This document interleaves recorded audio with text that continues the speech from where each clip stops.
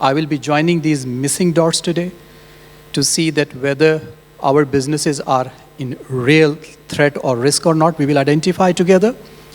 Then we will see that if any risks are there, how are we going to manage these risks in the short term when this recession or inflation period is along with us. And then in the future, what are the steps which we have to take to make sure that our iceberg should be safe. So if we can start, can you please display the presentation? By the way, introducing myself, I'm working with one of the largest power and water desalination organization. But here I'm presenting INSEAD, my university, my institute. And this is the matter of pride that INSEAD has asked me to present this session. And I will be sharing my experience of working in real high inflationary economies. I have even now I'm working, which include Turkey and Africa. We know that these are the hyperinflationary markets as of today. So taking from that experience, what exactly is, but we will go through a lot of example, global example, what's happening in the globe, how the things are working, taking one of the largest economy, US examples mostly, but looking this region as well, what's happening around us, and eventually looking at our own businesses, that how it links with our businesses, and what practical steps we have to take. So in today's session, we will first identify, then we will create an environment or network, how to recession-proof if recession is coming up, and eventually what is going to happen in the long term. So be with me, we can start. If you can go to the next slide. Recession has been with us for many decades. In fact, whenever the recession was coming, at least two things were happening previously, that there was unemployment as well as there was lower GDP or higher inflation was going up. And this phenomena, whenever trigger, we were looking at the markets that there was always recession coming up. Now we have to see that today, what's happening into the market? Is there anything specifically happening in the market which indicate the recession is there or not? And then we will see that how it's going to impact us. So starting with the very first thing that, if we can go to the next slide, we will see that in the newspaper, every day we are bombarded with the news, and these are very recent news, that there is inflation easing out, and then we hear, no, inflation is not easing out, you should be very much comfortable. And a while ago, I was looking that European Central Bank has again increased their interest rate by 7 points, BPS, and it's going to create a lot of noise in the market. And whenever this inflation comes, this reminds us very bad memories we can see on the screen, that in all these years we were having the inflation. But now it's happening a strange thing, that unemployment rate is coming down. This never happened previously. At least in the USA market, we can see that unemployment rate is coming down, and it was not the case previously.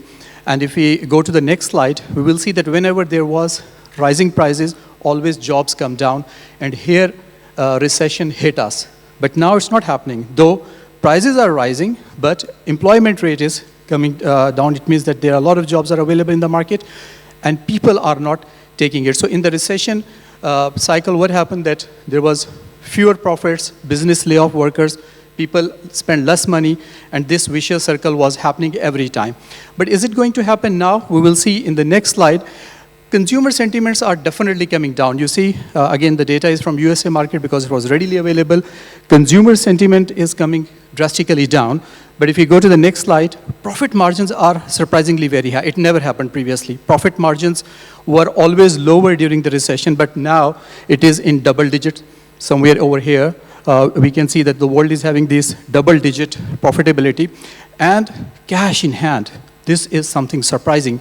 We were listening in previous talk, cash is king. We will talk more in the coming slides, but we see that cash is, a lot of cash is available. So we conclude over here, people will not be laid off. We know that because a lot of jobs are available. And after COVID, there is another area where people can work remotely. But people are spending less money, and business will make fewer profit. this is something which we can foresee. This is today's news. We can see that shipping rates are coming down drastically, where they are feeling that people are spending less and less. So this gives another indication, yes, people are spending very less, and definitely it's going to impact on our businesses. But some industries and geographies are prone of inflation. If you see, Middle East has 1.3 trillion oil windfall. But at the same time, when the dollar was having the value in the market, was increasing its value in the market, at the same time what happened, that their businesses are eroding because these businesses are offshore. So this was an indication that a lot of phenomena is happening in the market. We have to see our businesses, that what it means to our businesses. Wars, supply chain disruption, embargoes will continue to disrupt our businesses. So what is the take of this first session? That we have to have a heat map, which we usually do in our risk matrix. We were speaking about the risk, a lot of things. But in this risk, now we have to see that where we operate, what our businesses are, and how it's going to impact. So this is the first thing which we wanted to identify with you that is our business or iceberg is having any issue and they are prone to the risk or not. So this will help us to identify where we operate, what we operate, and what is going on in the markets where we are operating, and how it's going to impact us. So this is the first takeaway. Now we know that there is something on the horizon. Something is going to disrupt businesses. If it is not even the recession, at least inflation is there, and this is going to impact us. So what key steps we have to take as a business owners, as the leader of the businesses, as a CEO, CFO. So if we see, Vijay Valesha, CIO of Century of Financial says, there's a portfolio where you can make it recession-proof. It means, to some extent, yes, it will impact our businesses. But we have to see that how to minimize that effect, what to mitigate. Some practical things which we are going to share from the next slide. Cash is a king or cash is a trap. This is a myth in the market today that we should have cash or we should not have cash. If you go to the next slide, we will see what's happening, that companies burned through record amount of the cash in quarter two of this year. And this is a very fresh news of 18th August. And the Gulf business says, Saudi wealth fund buys $7 billion USA stock. So exactly when this inflation is coming up, why these companies are releasing the cash, it means something different is happening in the market which have never happened. We will discuss in great detail. The next thing is that you have to engage proactively. You have to manage your cash in the shorter term, but you are having a lot of cash, you have to start investing. Besides that, your supply chain, you have to manage your supply chain at any cost. So engage proactively with the government authorities so that they can help you on supply side as well as on the demand side, where they can give direct incentives. And we see this quantitative easing or printing of money had happened where people were having a lot of cash in the market. But on the supply chain, you are the only people who has to manage it in the short term, in the medium term, in the long term. I have taken it from McKinsey, and we find it very practical, at least in our organization, that in the shorter term, engage with your supply chain, try to distribute this pressure of inflation with the help of your supply chain, and also see that your critical supplies should be managed in the shorter term. But in the medium term, what is going to happen that we have to bring lean thing. A lot have been discussed in the previous talk when we were having the digitization, and we will speak further on this, that what the lean is and how it's going to help us in the future, and also focus on the workforce productivity. We were listening in the digital session that there is a change, mindset to have be changed. And this mindset change is very important with us. In the long term, we have to see that whether we have to change all our supply chain, value chain, and to buy or to purchase this kind of the, to buy or to manufacture, this kind of the decisions will come in. But this will happen in the long run. In the short run, we have to make it sure that supply should not disrupt. Look at the alternative channels and look at how can we manage our critical supplies to be there. Another important thing is wear a hat of CRO. At this point in time, from CFO and CEO, and please, for a second, we have to stop over here. From CFO to and CEO, we have to make ourselves CROs. What that means, Chief Restructuring Officer. When it happens, whenever inflation comes, whenever the business starts to destroy, Chief Restructuring Officers come in and they do certain steps. Why not we, who are the owner of the businesses as of today, who are managing the businesses, who are having the shareholder value in our hand, we have to manage it proactively. So you have to detrap your liquidity. Say, for example, if there are carry-forward losses, all our the finance guys are sitting over here, try to take benefit of that carry-forward losses and see that if we can get tax refunds, say, for example, just a quick one example. And then there are a lot of things like slow-moving inventory. All these items, we have to be looking very cautiously that cash should not be trapped. And this is the cash of the medium to short-term cash which we'll be requiring, but not the excessive cash which we have to spend somewhere else. 3 I's are important. We ourselves have to be intelligent, initiative, integrity should be there as investor, as business manager, and as well as our work team as well. In digitization session, again, I will mention that this was the trait which was discussed time and again, that people has to be changed. So keep the people who are really key, who are going to help you to recover during this time, and they know your businesses, they own the businesses. This mindset change is very important, and these people are going to help you a lot. And then don't divest. Another, I will stop, if we can stop for some while on this slide. Another myth was in the market that during the inflation you have to divest. It's not important to divest always until and unless your characteristics of business has changed a lot. If it has really changed, drastically changed, yes, this is the time when you can divest. Otherwise, it's just a period. Stick with your business if you know your businesses very well and you have the kind of a trust in the business. On the flip side, if we can go to the next slide, and again stop over here, we can invest even in this time if we know the intrinsic value. What intrinsic value mean over here?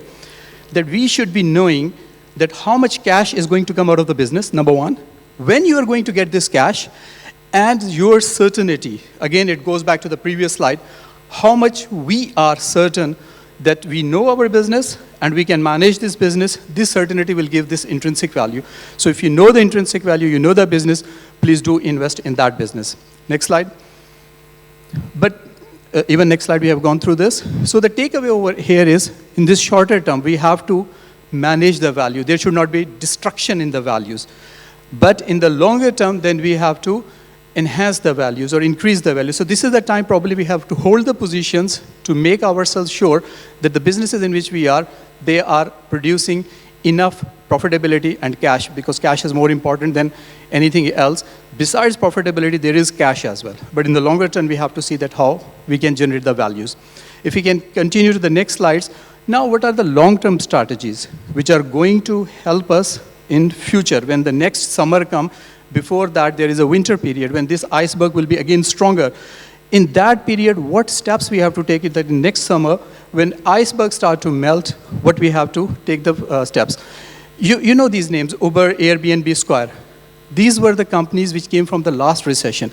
Sometimes recession is the best time to invest, and this was the best time when people started to invest. In the previous slide, you remember? KSA, Saudi Arabia has invested. Where they invested? Any idea? In which industries are they investing? They're investing in technology. Why so technology? Because it is a capex oriented, but opex is not required in the long run. So you see what a beautiful, smart act they have done, that they are investing where they know upfront investment is there, kind of the Google world, Amazon world, Microsoft world, SAP world, where whatever the investment is done, now they will continue to reap it. So invest, but invest where you are not requiring capital again and again, like, say, for example, in infrastructure or in heavy machinery. Please do not invest. This is not the right time.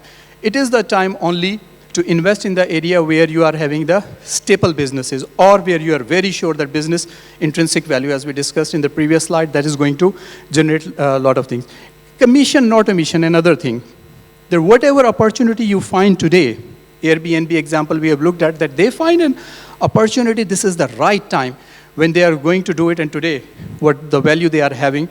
We may say that some organization come down, like Zoom's subscription is coming down, but that's another reason, because they are not having any other services other than the Zoom itself. But look at Microsoft Team. We can see that they are having a bundle or bouquet of the services.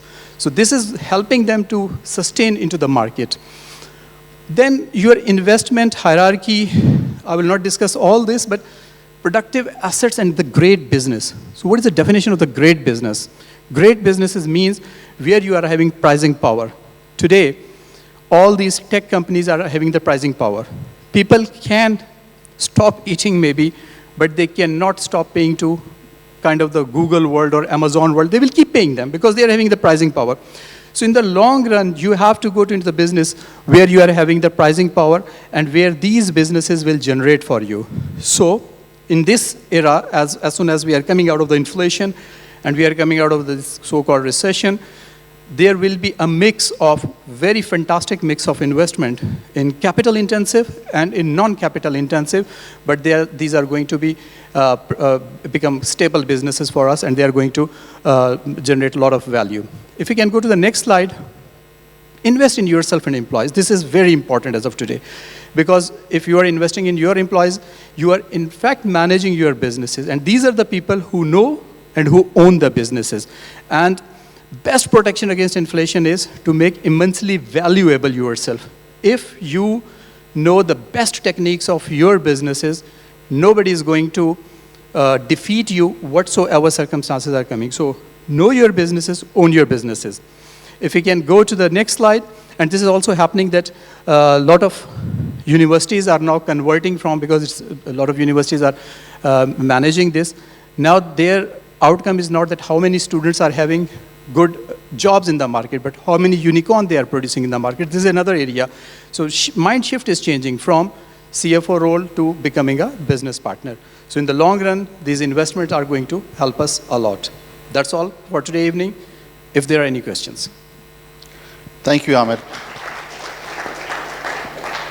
Many gems to take away. Any questions, including online questions? I have one question for you, which I picked up while I was sitting there for my online chat, is you talked about workforce training or investment on the workforce, the staff, considering what is happening all around. So how to identify those different opportunities lying around from an organization perspective, and also in the end you talked about the invest in yourself. So how do we pick at that? So slightly rephrasing your question, Zishan. How you identify the talent? I think that's the question, right? Identifying the question is very easier, and in the interviews we see a lot of good CVs are there. A lot of people are coming with fantastic experience, but if we identify just two things, which we do at least, that if attitude is there or not. In my organization, we have a saying, if you're coming with an attitude, rest we will manage. So attitude is there or not. And secondly is, try to observe that person takes the ownership. If that person is having ownership, I tell you, this is the recipe. We used to say that people are having capabilities, but don't have the capacities. Capabilities versus capacity. Capacity is nothing. It's just your ownership. It's how you take that and what attitude is there. Attitude is there, you will be done. And then at 6, you will not look at your watch while leaving the office. Then it will become something that, okay, this is my, and also this job sector probably has changed in last 10 years. These jobs are no more jobs. Word career is exactly a business. Take career as a business, and you are the perfect recipe into the market. I think you pretty much summed up in a way we were talking about yesterday, is that is you need skills, but in this era you need attributes as well, as you say, attitude. So if you are more intuitive, you make follow-ups, you take initiative. Yes, you need skills as well. So thank you, Amir, for your time. Pleasure having you here, and wish you good luck. Thank you very much for having me, and it was a pleasant company with all of you. Thank you.